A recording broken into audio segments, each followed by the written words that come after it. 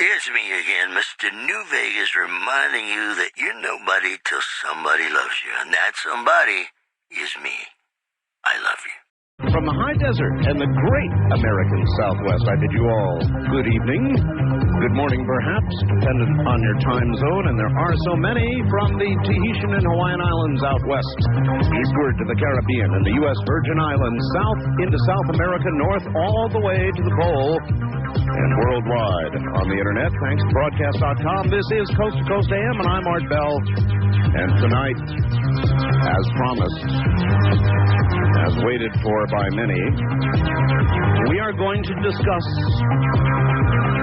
Area 51, and we're going to talk to government employees who wish to spill their guts. Should be an interesting night. Now, it has been quite some time since I have done this. In my last foray into government agents in Area 51, the satellite which transmits my voice to you supposedly lost Earth lock, which is an interesting way of suggesting that the satellite suddenly moved and no longer knew where Earth was, right in the middle of a critical call. Now, coincidence? Synchronicity? Perhaps.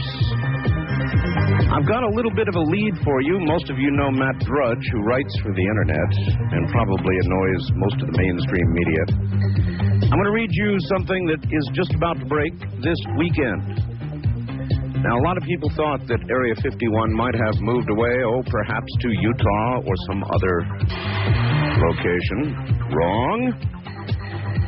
Secret military bases, 1,850 people now employed at Area 51, underground installations, ultra-secure manufacturing plants, secret labs that America needs to wage the Cold War, are still intact, despite federal downsizing policies that have gutted many other military and civilian programs. But, not Area 51, folks.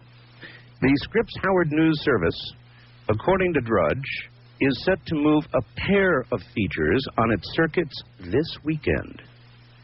It will say that more than 1,850 federal civilian workers are currently employed at Area 51 in the southern Nevada desert, just over the hill from me, most in well-compensated jobs at several ultra-high security facilities in and near the range.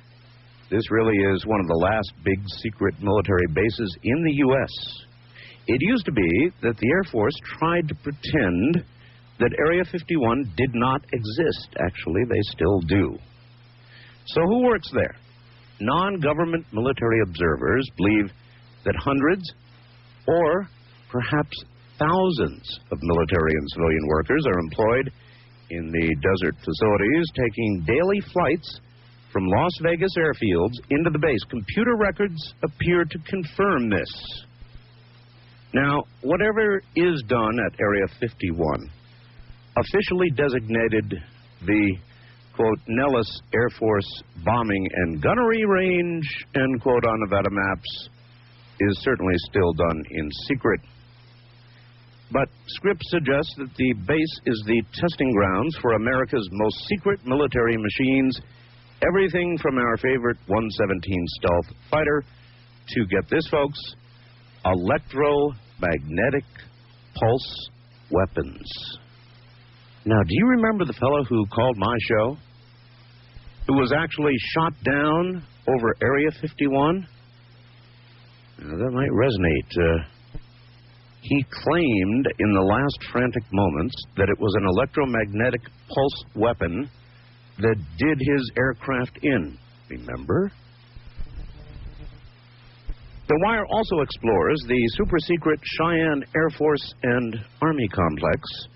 In the Rocky Mountains of Colorado, there are 6,658 employees there. Now, how in the world can Matt Drudge or Scripps or anybody else know the exact number of employees in Cheyenne Mountain? What do? Cheyenne Mountain operates military communications and navigation satellites, ostensibly It watches for the launch of any high-altitude missile system anywhere in the world. The center also tracks more than 8,500 objects in Earth orbit to warn manned space flights of possible collisions and assists the Justice Department and U.S. Customs in illegal drug interdiction programs trying to track aircraft suspected of carrying dope. Isn't that interesting? So, tonight, what we are going to do is to cast away all the normal news, and we are going to open these lines this night for Area 51 employees. Many of them, by the way, live very close to me. Many live in Pahrump. Many live in Las Vegas. Many of you, I'm sure, well, no doubt have things that you would like to get off your chest. Things that you have seen and done at Area 51. Many of you who have penetrated or tried to penetrate Area 51 and seen things. And then another category as well, government employees. People who work for the government at various secret installations around the country and know things that you would like to get off your chest. So that is going to be the business of the night. Area 51 employees and government employees who wish to sing. All of that coming directly ahead. We'll be right back. Stay tuned for the original broadcast from September 11th, 1997, when the GE-2 satellite inexplicably lost contact with the Earth, right here on the best of Coast to Coast AM.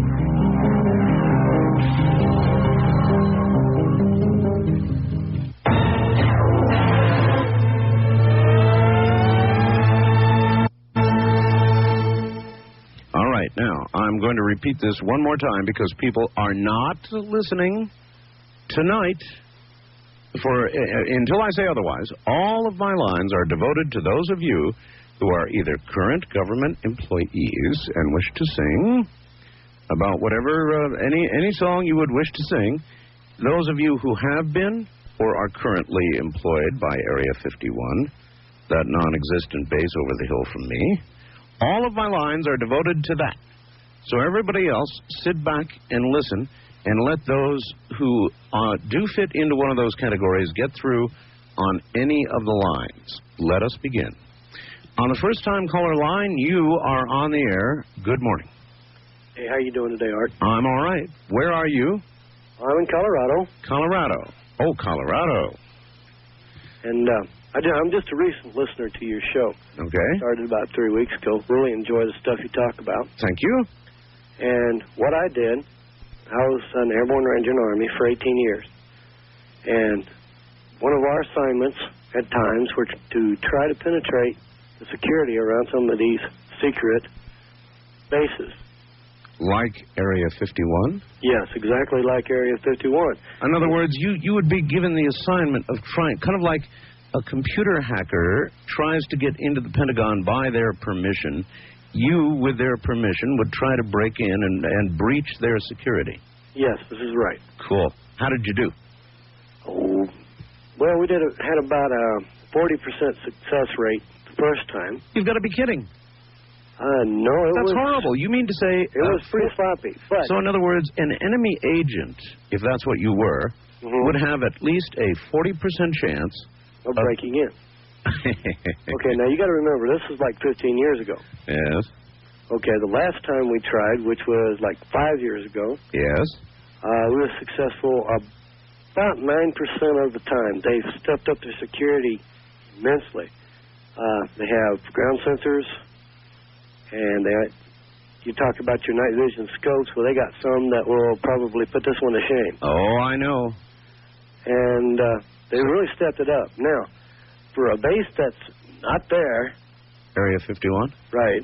Not there. Not supposed to be there. They got some amazing security measures there. I know. They have ground sensors. They have, as you point out, night vision. They have helicopters with infrared and heat sensing. That's right. And I'm, there are people that, they try, and they've made it in, a few of them. And a lot of them, of course, sit in jails. Yeah, because it's a federal offense. That's right. Now, there's two ways of looking at Area 51. One is that our country has a right to a really, really secret place where we develop things like the F-117, that kind of thing. That's right. The F-117, the B-1B, the B-1C. Sure. But, I mean, all of that is now like the Model T compared to what we've got. Exactly. And then there's one other little factor, and this is where a lot of people begin to say, I want to know more, and that is they think there's been extraterrestrial contact. They think that technology has been transferred to the U.S. government because of some kind of deal with them, and that technology is being tested at Area 51, and there is some evidence to indicate that might be so. There's a lot of... Call toll-free 1-800-618... No, wait a minute. Hold it. You cannot say that word on the air. Okay, that is one of the 7 deadly words the FCC doesn't like. So you saw some weird fertilizer. You saw some weird poop. Yeah. Okay. Just modify it a little bit, all right. Just as soon as you ask what it might be, I mean, you're immediately taken off of any assignment you might be on. Well, and shipped to someplace like Anchorage, Alaska. Anchorage isn't that bad. Now, Thule was not one of the favorite tourist sites. But look, let me ask you what you saw. What did you see? Can you tell us? Well, you hear people talking about particle beam and electromagnetic beam. That's right. And lasers. And they say the only way you can run a powerful enough laser to take down an aircraft or maybe a missile, it would have to be, huge blocks, blocks long. And some of the things I've seen, Now I can't say exactly, okay, because then I'd be in breach of a government contract. But take it from me, they're getting this technology from someplace. All right. Even though you can't give us precise details, yes, you saw particle beam weapons, that sort of thing. At least that's what I thought they was. I mean, you take something 100 yards down the range and you point a box at it and hit a button and it explodes, okay? And just where do you think this technology came from? Well, I'm with you. Now, I believe that there are a lot of UFOs, ETs, whatever you want to call them, okay? I mean, I've seen some weird stuff in my life, You're not necessarily with me because I didn't say that's where I was. I said that's what a lot of people believe. Well, that is an important distinction. Okay. And I think it's indeed possible. Now, as you may have heard, I had my own sighting of a triangular craft that came 150 feet over my head. Just on a night like this, when the moon was just about full, blotted out the moon, stars. This was a craft that defied gravity.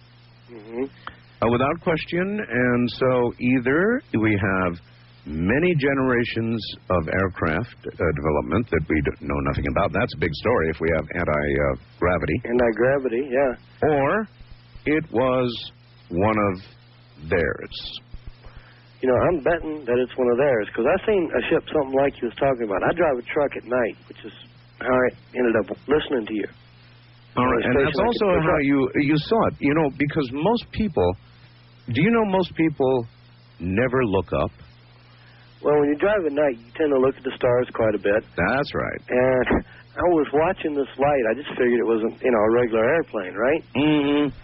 Now, unless we have figured out a way to make the G-forces negligible or the laws of physics not apply, it was going in a straight line and immediately did a 90-degree turn and was going in 90 degrees. You know what that would do to a human being?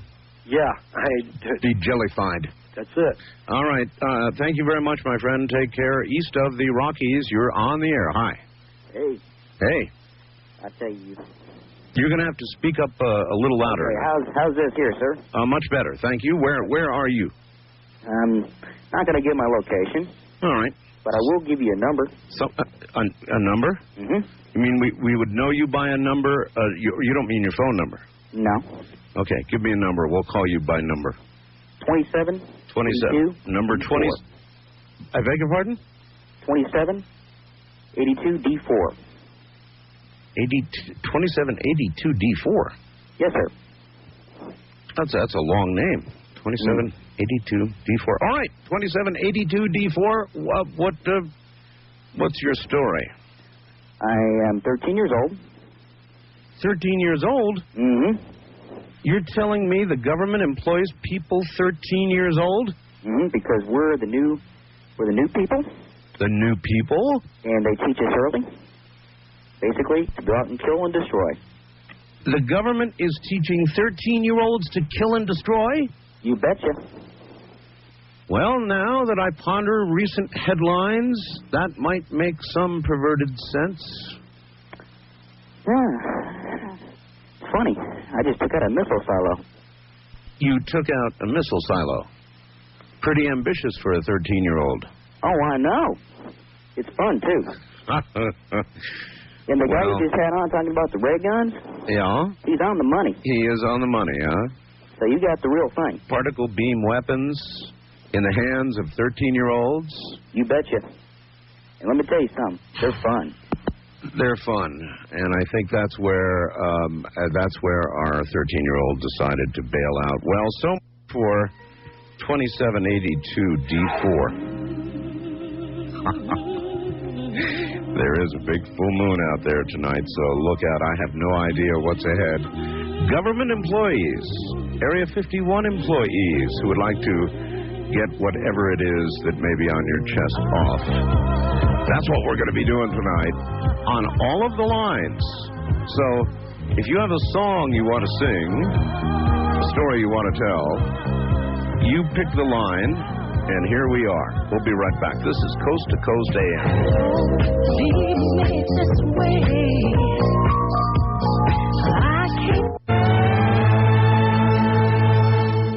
Here's an interesting facts, but you're going to have to act now, not later. The facts reads, Art, I witnessed and observed alien-type bodies in underground facilities in the Dayton, Ohio area. Now, I can't and won't give my name. There are still live beings kept there. From my understanding, they were recovered in the last 2 years. Now, I am willing to discuss more with you at a later date.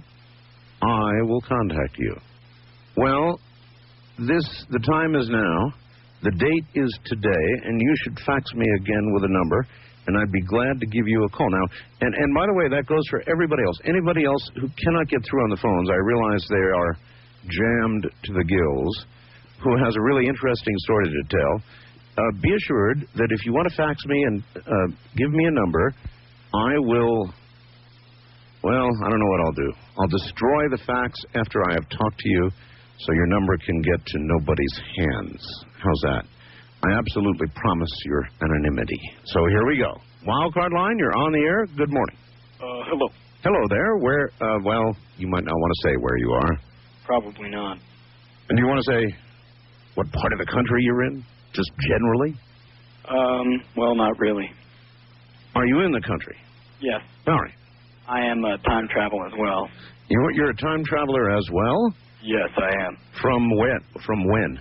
Well, not too far from your future. Only about 4 months. 4 months in our future? Yes. Why would you be here 4 months from our future? I'm worried about that. Well, I'm what the government called a wrangler. A wrangler? Yes. What does that mean? Well, in the Old West, I think it meant that you wrangled cows, but Well, it's, sort of like that. There's a... Are we the cows? Well, no. Good. Another animal is, though. And, well, a liquid is extracted from these animals for a propellant. For a propellant? Yes. Precious bodily fluids extracted for propellant? It's going to open up many, many doors. This is the thing that the United States is looking for. Except perhaps for the extractee. It's going to close some doors for the extractee, isn't it? Yes. And that would be the weasels and the beavers. And do you realize how ecologically, politically incorrect that is? Do you realize how much trouble you could be in with, I don't know, the EPA or somebody? Look at the government. Do you think they're going to care about weasels or beavers? Well, what about our president? Yeah. All right, thank you very much, a time traveler from 4 months in the future.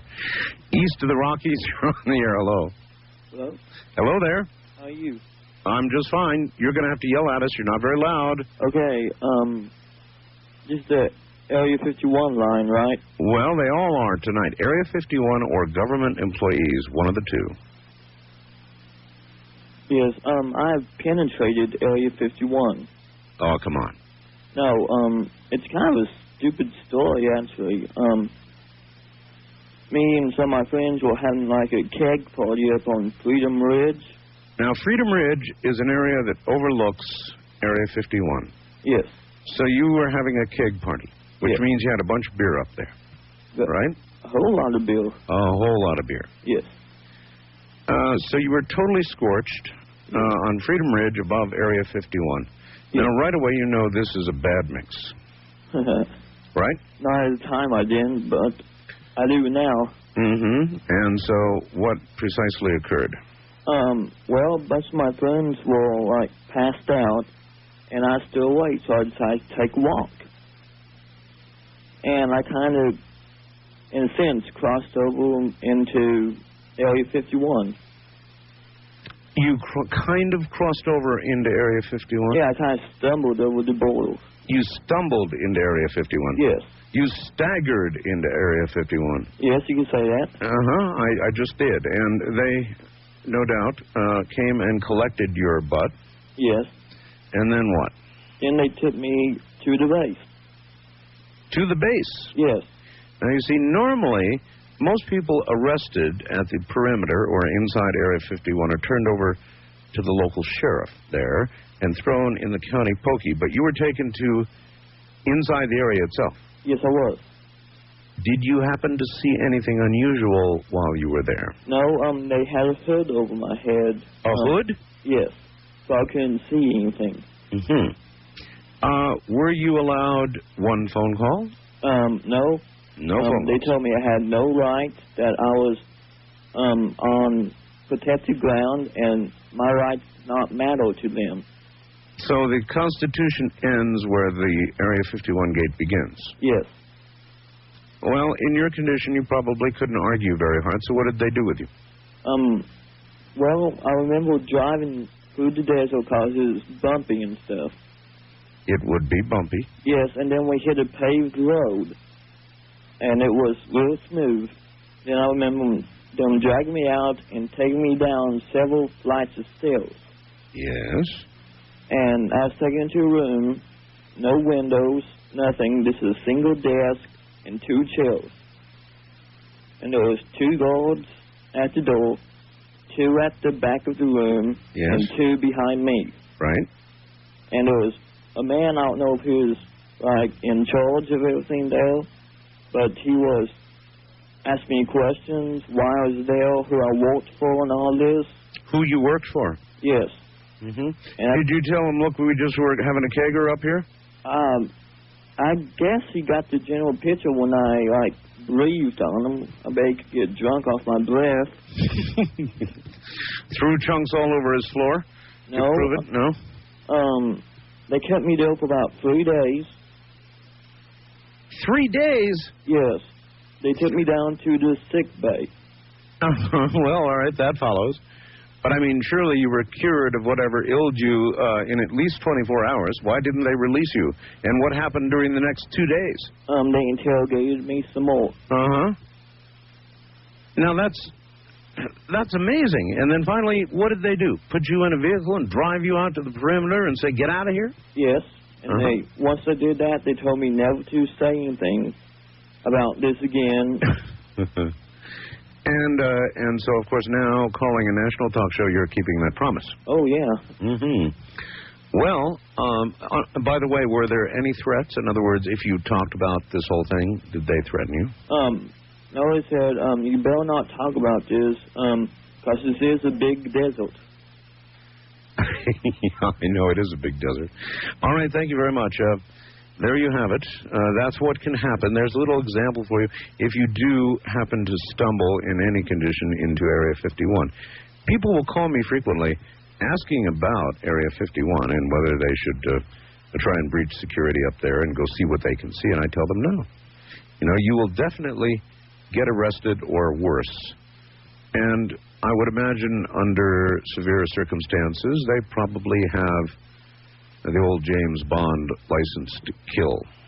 West of the Rockies, you are on the air. Good morning. Hello, Art. Hello there. This is a good topic you got on here tonight. Well, it's different. It is different. Can you add to it? Oh, pretty good. I'm in Seattle. Yes. And I've been in and out of Edwards and Palmdale since 1967. With many of the companies that work in those locations. Oh, there's a lot that goes on at Edwards. Oh, yeah. And Palmdale. Well, in 1989 and 90, I worked on that airplane that came out of Palmdale, which they only built 22 of. Really? Yeah. What kind of airplane, sir? The one that radar can't see and it's supposed to be invisible. Well, you mean the stealth? Yeah. Uh-huh. Are you familiar with composite structures? I certainly am. Composite materials. Together? Yeah, composite materials that don't reflect radar signals, or if they do, they reflect them away from the point of origin. Correct. Sure, I know something about that. On the B-2, when they put the wings to the fuselage, they have these gaps between the composite, there's regular airspace, which they have to fill to get the radar signature out. Right. In case it's infiltrated. Well, they were making these titanium shims to put in there, and we thought that the shims were just regular, normal-grade titanium. And after we did our own little testing on the bits and pieces that, were laying around, yes, we found out that it was a aluminum titanium composite. Really? Yeah, which really, to this day, I don't think even exists. Aluminum titanium. Aluminum titanium composite. That's those two metals. But here was the clinker. The bonding agent was a silk fabric, which you couldn't cut with a razor knife. It would actually dull a razor knife. You couldn't drill a hole in it. You saw all this with your very two eyes, right? Yeah, I had the clearance. I mean, I was eligible to see it. How are you able to now safely talk about it without fear of, Men in Black or whatever? I'll take my chances, but I'm pretty certain that your phone is secure tonight. And it is. It's secure. And they can't do any tracing. And I'm pretty sure over the years my phone's been bugged because of all the projects that I worked on that were in the black world. Why have you decided to talk about this? I mean, particularly about specific composites. You're saying things I've never heard before. Well, you're talking about Area 51, and everybody knows what goes on over there. And in my world, Area 51 doesn't exist or never existed. And in my world, it's just over the mountain to the... Yeah, I know exactly where you are, and I know in relationship to Area 51 is. Yes. In your world, it exists. In my world, I don't know what you're talking about. I see. But this composite material came from Area 51. They were the only people who could work it. They were the only ones who could build it. And it was kept under armed guard when it traveled between the two places. I know an attorney... this is something that eventually is going to be public, if it is not already, and it is to some degree, who is representing a number of workers at Area 51 who worked with very exotic materials and claim they got sick. Now, the government is trying very hard not to allow this lawsuit to proceed because it would open up a can of alien worms, or worse, at Area 51. Are you aware of that? Well, I've heard of it. NPR ran a series on that not too long ago. Are you at all concerned that you might have been exposed to something that might make you sick? Well, over the years, I probably have exposed some exotic stuff, but it's nothing. I'm still alive today, and I'm not sick, so I'm not going to worry about it. One leg has not become shorter than the other, or something? If you keep your mouth shut, you play by their rules, you get to fly some of the strangest airplanes in the world. Work on them, look at them. Did you get... no, wait a minute. Did you ever get to actually fly? Well, I'm a licensed pilot, Yeah. and we've talked before on that topic. Yes, there are some airplanes that have been flown that radar can't even see. And you have flown in them? Yeah. You're aware of that stuff. What was it? Of course I am. What was it? Well, I'll tell you. Give you an example. It happened in the summer of '90. Okay. 1990. We were taken off from Palmdale. Okay. Yes. We had 2 F-15s on our wingtips, and the tower cleared the 2 F-15s to take off. They couldn't see us.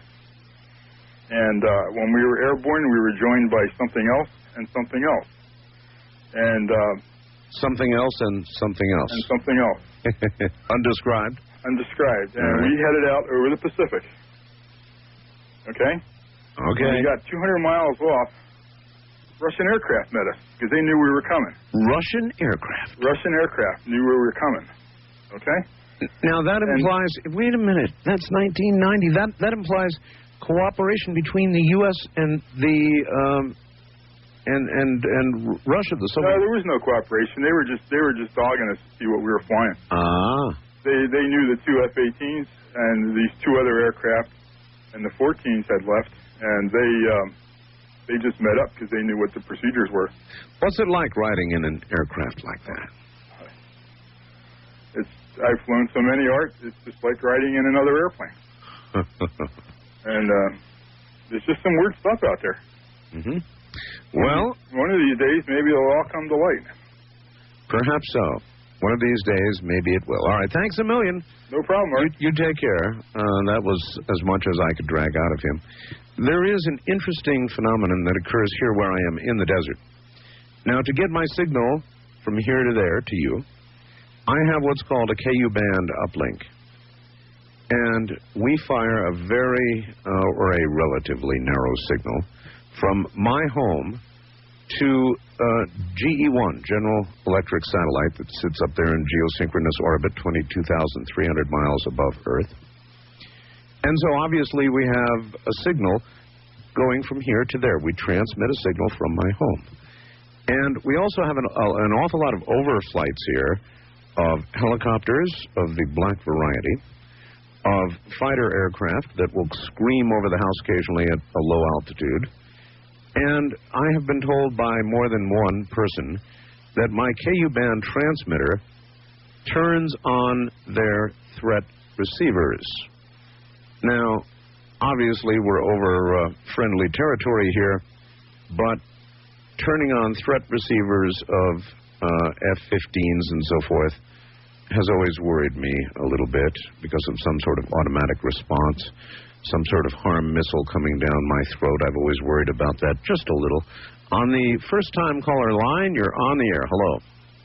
Hello, I'm on the air. You are on the air. Is this whine coming from your end or my end? I beg your pardon? Do you hear a high-pitched whine on your end? I do hear a high-pitched whine, yes. I think I'm being traced up front, okay? Look, you've got to always assume it's possible. What? That it's possible that you're being traced. I'm not transmitting anything on this end. Well, I'm certainly not on this end, so... anyway, say what you want to say quick so you can't get... All right, real quick before they shut me up, okay? The Greys, best theory is they originated here on Earth around the end of the Jurassic period. There was a fairly advanced civilization of humans, close enough to humans to breed, but the offspring is usually sterile. And they was particularly made to go out to planets, explore, and then come back because nobody wanted to take a 200,000 year trip. And at the end of the Jurassic period, they started getting a little bit overpopulated. Yes. And started making some genetically engineering plants, specifically peanuts and other lettuces, began like that. And it spread further, and they started taking nitrogen out of the air, decreasing the atmospheric pressure. Yes. Which a lot of things called the dinosaurs started dying off. Then that did another thing with corn.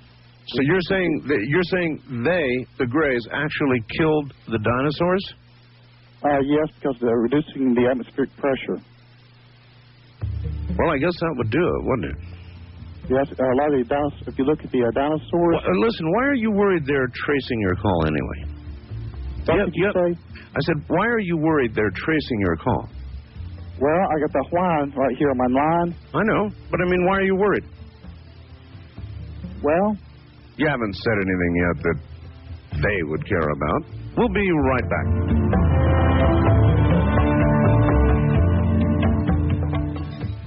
This frequently, but let me read you yet another fax I have, and I will try making a call, all right?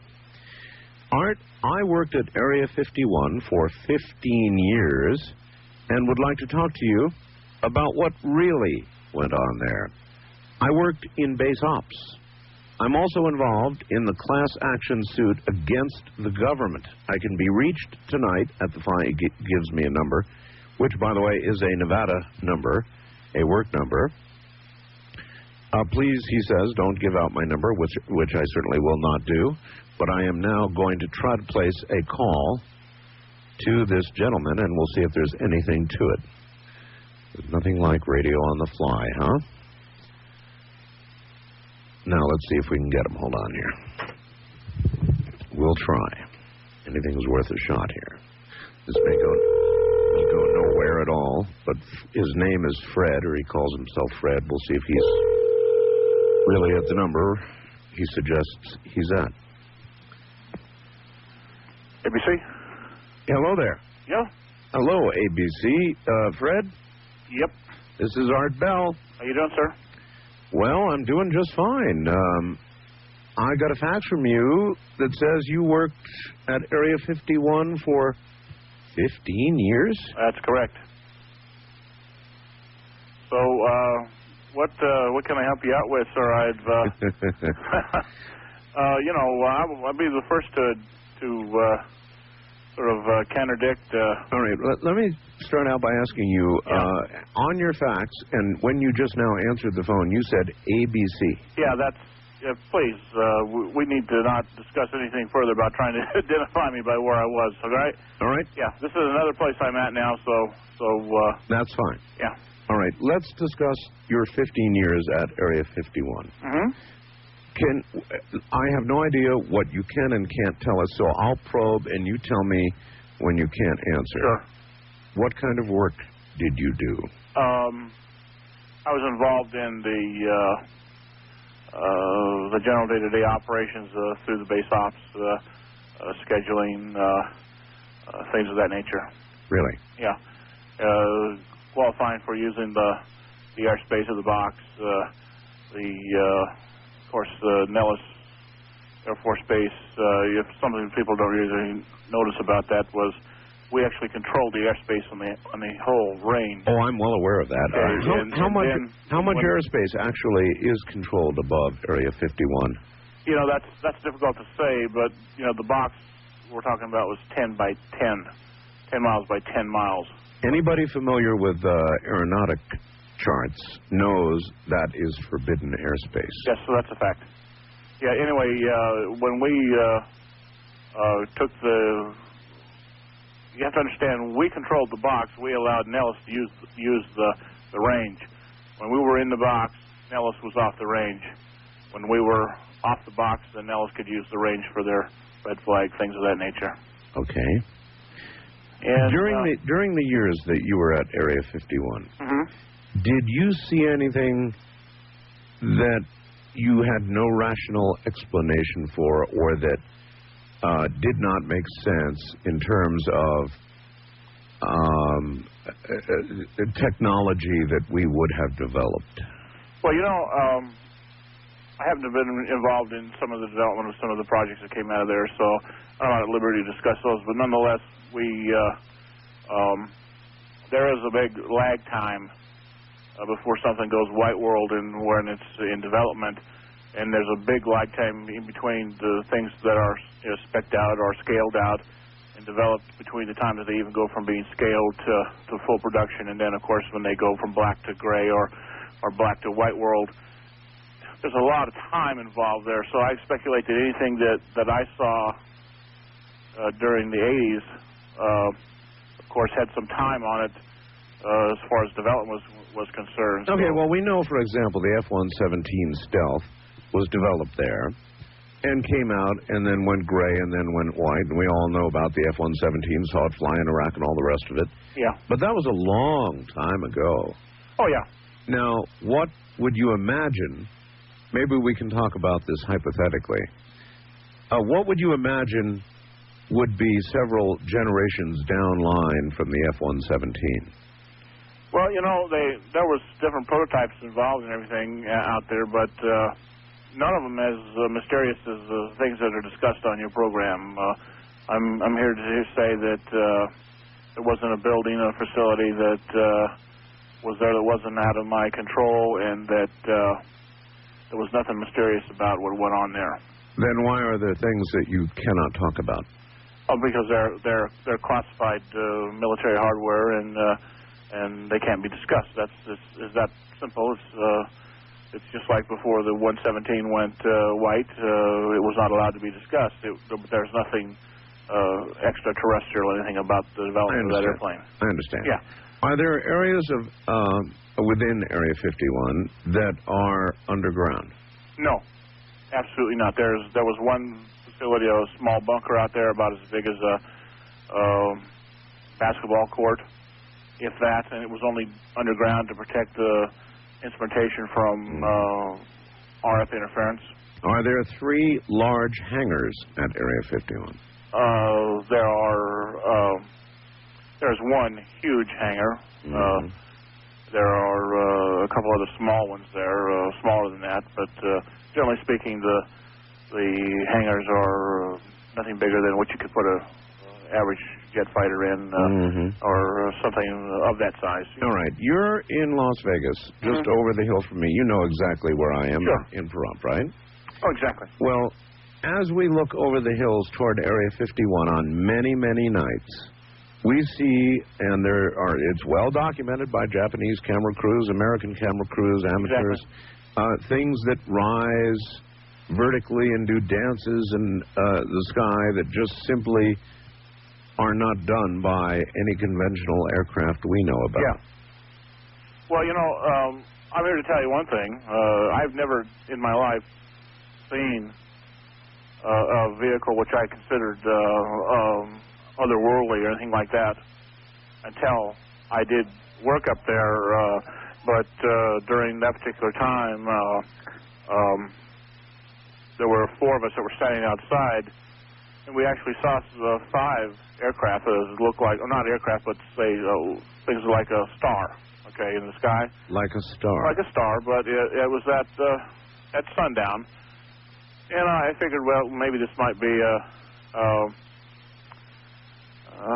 satellite, for instance. But there were 5 of them, and they were sort of 3 of them were abreast, 2 of them were trailing, and they went from horizon to, say, mid-horizon or mid-vertical sky in about, maybe 15 to 20 seconds.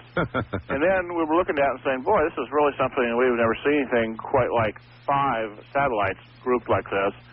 And then the 2 that were trailing did a 90-degree and went to the east. Satellites don't do that. And then the other 3 went directly over the southern horizon, and we all looked at each other, so we happened to have radio contact with the operations white room up there, and we contacted them and asked them to check the scope, see if anything was up, and there was nothing on the scope, so we looked at each other and said, well, that's kind of amazing. But anyway, what happened was about 30 seconds later, the 3 that went all over the south horizon came directly back and went to the north horizon, and they did that in about, like I say, 30 seconds, horizon to horizon. Absolutely no sound. Of course, the satellites don't do that either. So no, they do not. That was a very unusual thing I saw out of my entire 15 years of being there, and the rest of the stuff I would have to say was just highly classified military projects that needn't to be discussed in this forum. But there were absolutely no otherworldly. Were you required when you left your employment there to sign? Oh yes. A debriefing statement. A debriefing statement. And were you to violate that? Would I or have I? No. I said, Were you to violate it, to finish the sentence, what would be the repercussions? I think it was a 10-year, 10,000, something like that was the bottom line on it. Yeah. 10 years in jail, $10,000 fine max for divulging, things like that. But anyway,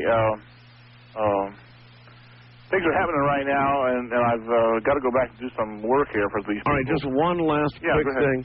You said you're involved in a suit against the government right now, and in fact, there is a group suing the government, claiming they were injured working with materials or by the government burning materials at Area 51, exotic materials. Yes. And that's in fact part of our thing. We just filed recently to go into the Supreme Court. And we got our date, we filed our paperwork. We're waiting for a date now to go to the Supreme Court. What do you think your chances are? I don't know. It's always difficult to say, what might happen in a situation like that. But from all the aspects of what I've learned, we might stand a good chance if we get into that venue. Well, as you know, for years and years, the government, and as far as I know now, it is still true. The government says there is no such area as Area 51. Yeah, that's a big chuckle, though, isn't it, Art? If you ever been, I guess, up to the place they used to call Freedom Ridge, which became popular, right at the end of there. It was, everyone knows it's there, Yeah, it's in documents. It's on TV, things like that. Fred, thank you. All right. See you later, Art. Stay out of trouble. West of the Rockies, you're on the air. Hello. Hi, Art. Hello. Turn off thy radio, please. It's on its way down. Good. Where are you? I'm in Alaska. Alaska? Where? I'm in Palmer now. Palmer. All right. Well, I was just in Anchorage. Yeah, I know you were. Were you born before 1953? I was born June 17th, 1945, on Camp Lejeune in North Carolina. Okay. The reason I ask is I grew up in Colorado. My father worked for a packaging corporation that took recycled paper and made boxes. Way back then? Way back then. I didn't know we recycled that long. We recycled years and years ago. People don't realize it. We recycled. Okay. Anyway, do you know what ENT is? That would be ENT? Yes. No. ENT is a military base buried in the mountains in Colorado. And it's a nuclear safe, one of those dug way deep in the ground. Yes. I'm not sure, probably a hardened site. Yes. In 1960,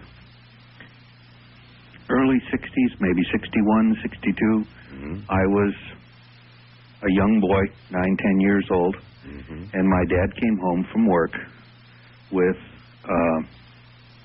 a book on flying saucers. Yes. Ent had brought a bunch of paper to be destroyed because they didn't want it out in the public's hands. And your dad brought it home? And my dad brought one home. Not supposed to do that, And I thumbed through this thing for months, fascinated at the hundreds and hundreds of official spaceship or reports. UFO shots. So what have you done with all of this documentation? I don't know what happened to the book. I'm sure that my brother looked through it. I don't know what my dad did with the book. And your show has just brought this book back to me. Boy, I sure would like to lay my hands on it. I'm telling you, it would be an amazing piece of paper. And I don't know that, if anybody else has... Is your dad still alive? My dad is still alive. Why don't you go to him... and ask him? You're doggone right. Yeah. And if he still has that book, you and I need to talk privately. Mm-hmm. You think you could arrange that? I will call him and ask him if... All right, if you could lay your hands on it, you either fax me or write me or email me or get to me somehow privately, and we'll set something up, all right? Okay. All right, thank you, my friend. You take care. Ooh, I'd like to lay my hands on that. Wouldn't that be neat? We're going to take a break here at the bottom of the hour. Once again, come back and do I have no idea what. Now, don't touch that dial. The devil went down to Georgia. He was looking for a soul.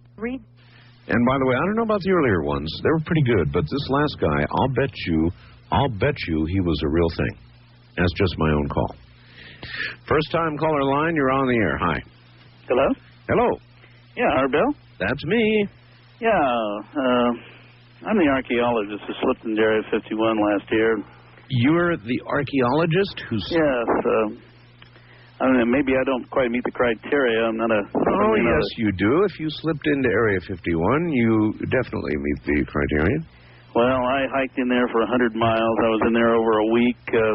Was so far into Area 51 I could actually see out the other side. In fact, contemplated doing so, south to north. And I will say this, it was the mind-boggling thing I ever did in my entire life.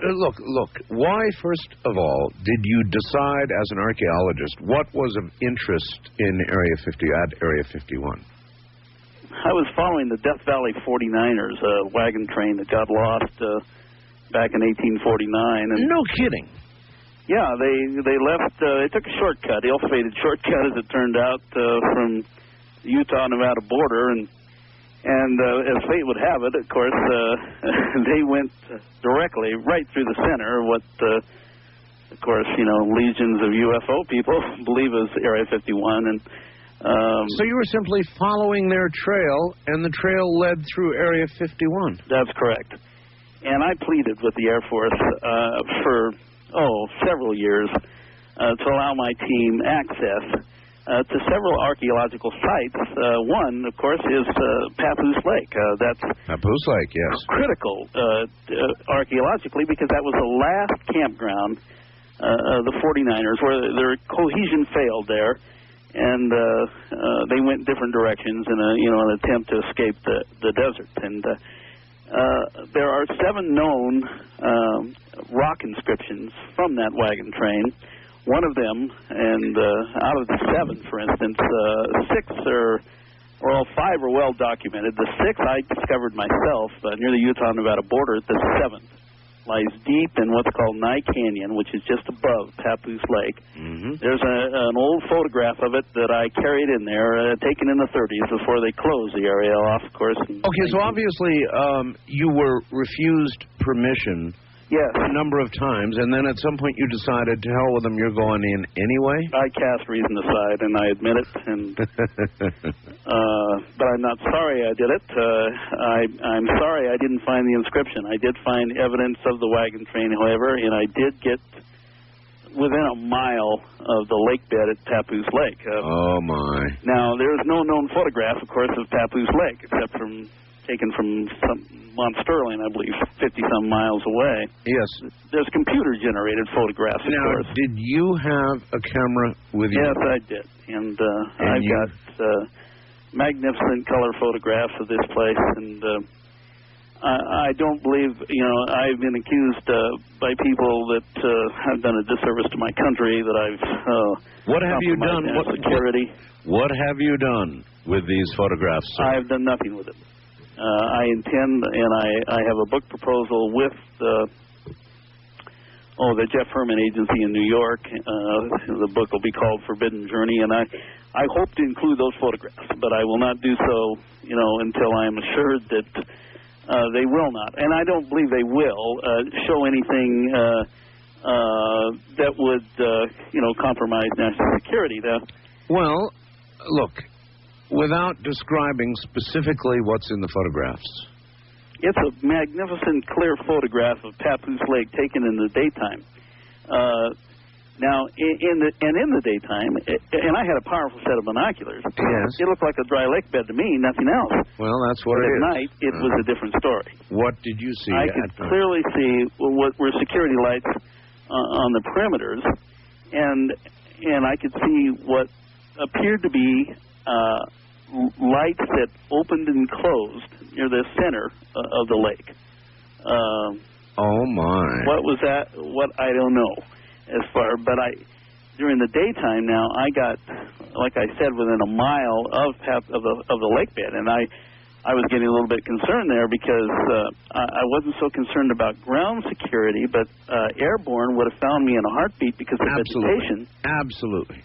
Yeah, well, I was having my lunch, and this is the farthest north I intended to go. I wanted to backtrack in the Nye Canyon.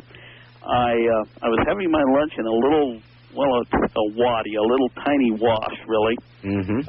Apples and peanuts, and I felt vibration, and I know I wasn't imagining it because there were rivulets of sand coming down just on the other side of this little wash, and I could see them coming down. Oh, you didn't imagine it. And I thought, an earthquake. Well, then I realized, no, this is not an earthquake. It continued and continued for maybe nearly 2 minutes.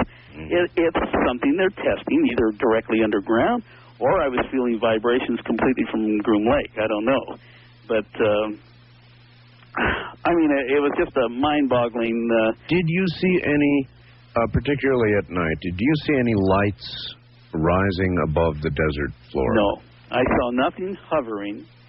I didn't see anything that I would justifiably say that I could explain as unexplainable. Yeah, let me tell you a very interesting story and see if this resonates, good word, with you.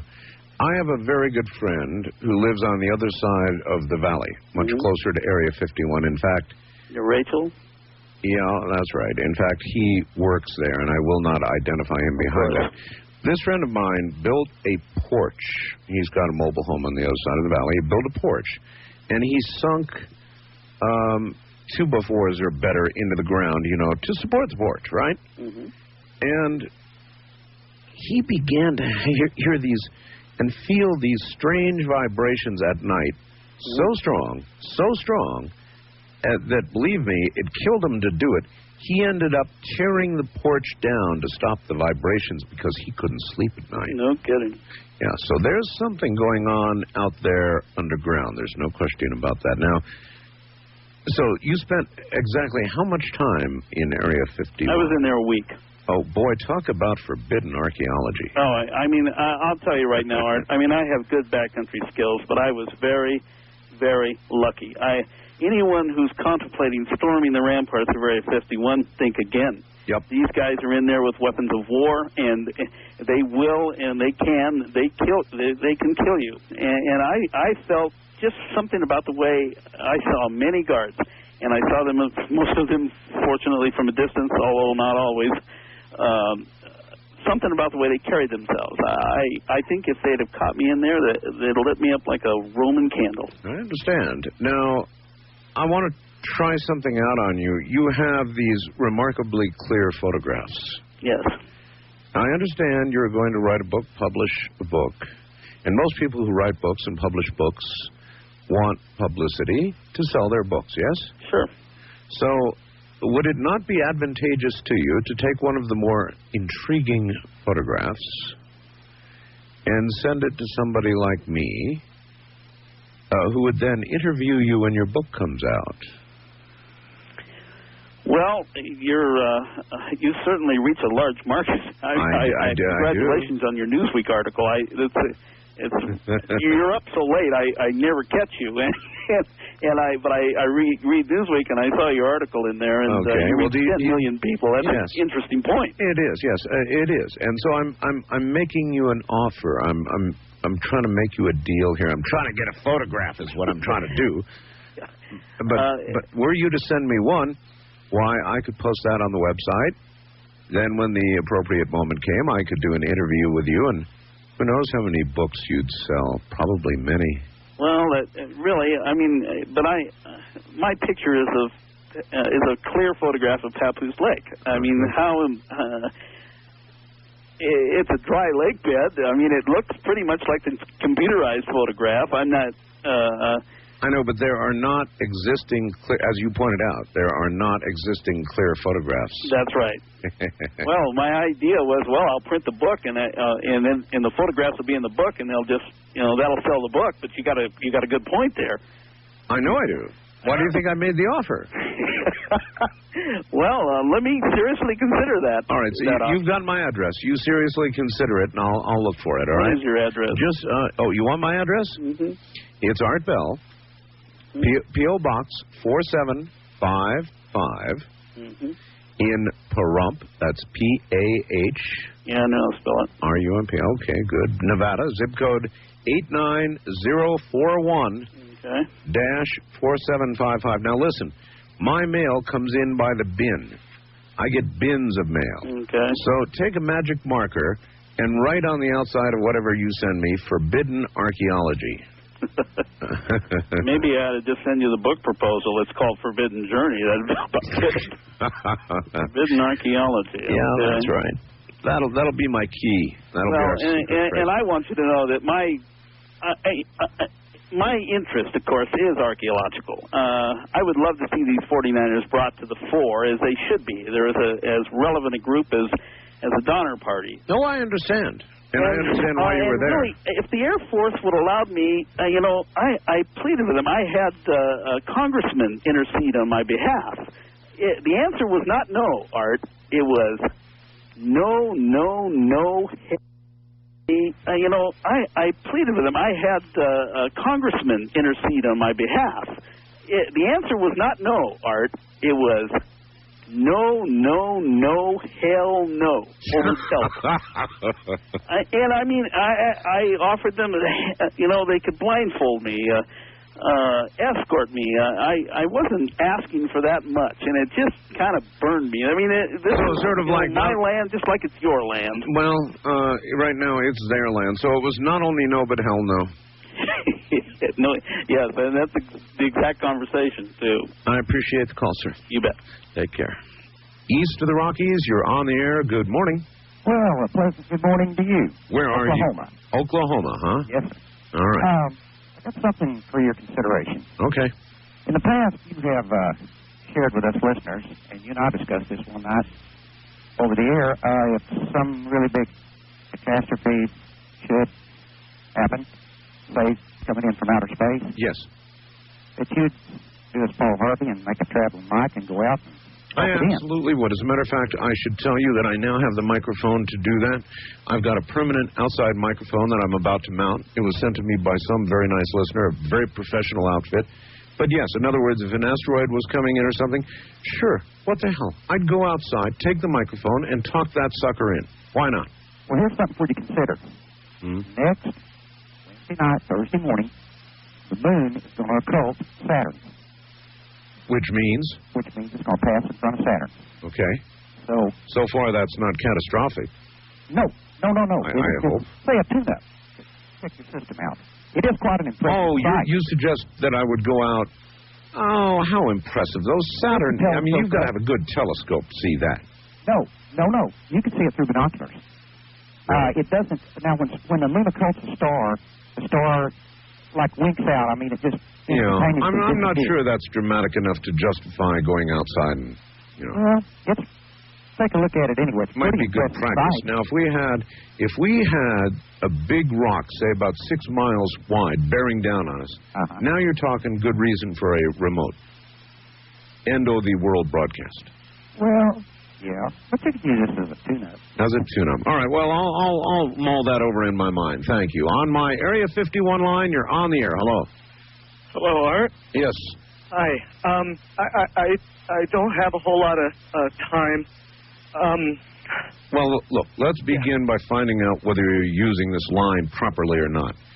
Area 51. Yeah, that's right. Were you an employee or are you now? A former employee. Former employee. I was let go on a medical discharge. Okay, what we're thinking of as aliens, Art, they're extra-dimensional beings that an earlier precursor of these in this world, that they could begin moving the population to now, Art. But they're not doing anything. They are not. They want the major population centers wiped out so that the few that are left will be more easily controllable. Discharged.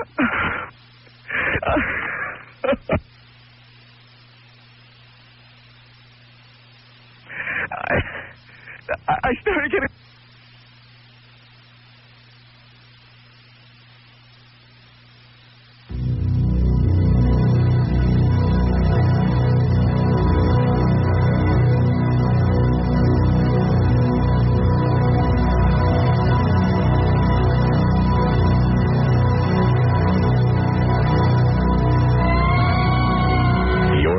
to the original broadcast from September 11th, 1997, when the GE2 satellite lost what is known as Earth Track or Earth Lock for unexplained reasons. A backup connection was established and the show continued. You're listening to the best of Coast to Coast AM with Art Bell. Well, this was certainly interesting. We are now on a backup system, everybody. A backup system. And that one caller that I had on the air, I guess we were about in the middle of his transmission, his telephone call, which was one of the strangest ones I've ever had. And the entire transmitting system by satellite went down here, and we were notified we were off the air. And it would appear to be from this end and some sort of massive transmit failure. So we are now using a backup system to be on the air. And not that I would normally believe this kind of thing, mind you, but I can't help but wonder if somebody zapped us in some way. We'll find out. East of the Rockies, you're on the air. Hello.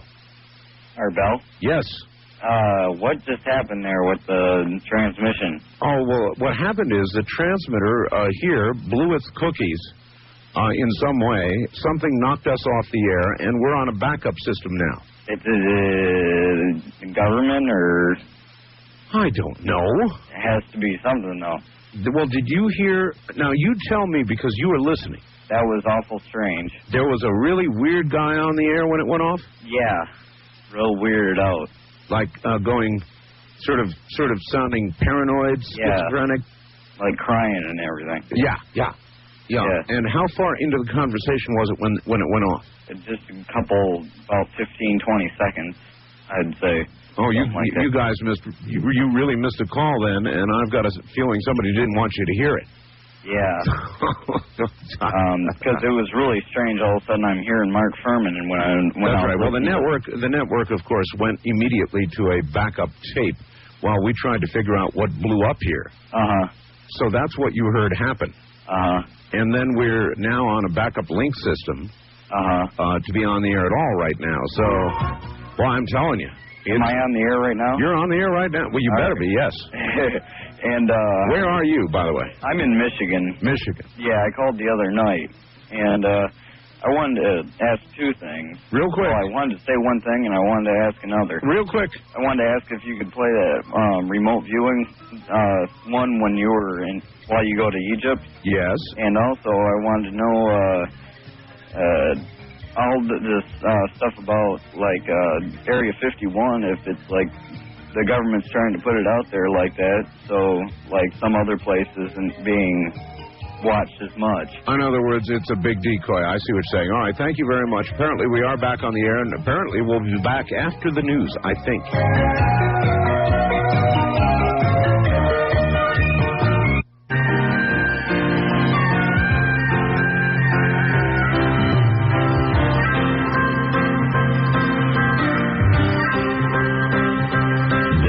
On the best of Coast to Coast AM with Art Bell, Art speaks with former and current employees of the supposedly non-existent Area 51.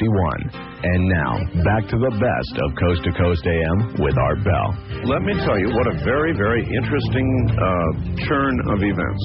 Right in the middle of a very, very strange, one of the strangest calls I've ever had. We apparently lost all transmit capability on this end. Here in Nevada, the transmitter went belly up suddenly for some unknown reason. I've never seen it do this in all the years that we've been on the air. I have never seen the transmitter in this way just simply fail, massively fail, like a massive heart attack of some kind.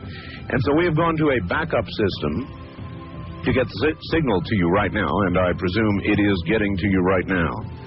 Totally bizarre, folks. Totally bizarre.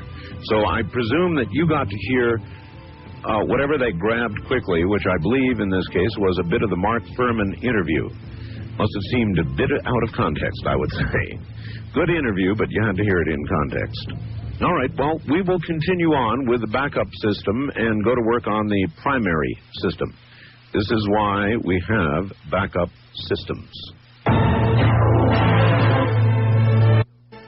I'll tell you, live radio is weird stuff, folks. Anything can happen, and this is another perfect example of that. On the run, trying to get things done in a 5-hour program, anything can occur, and we have had, my transmitter has had an apparent massive heart attack. Or something happened to it, or somebody did something to it. And I will not mention the alternative means we're doing to get, accomplishing to get a signal up there right now, or to the network, let me put it that way, but pretty weird, and it certainly occurred at a pretty weird time. West of the Rockies, you're on the air. Hi. Hi, Art Bell? Yes. Turn your radio down, please. Hold on. Turn it off. There you go. Thank you. Where are you? This is Barbara in Kingman, Arizona. Hi, Barbara. My husband and I have a question about that interruption you had, and also about Dannon. Yes. And Ladies and gentlemen, this is Mr. New Vegas, and each and every one of you is wonderful in your own special way.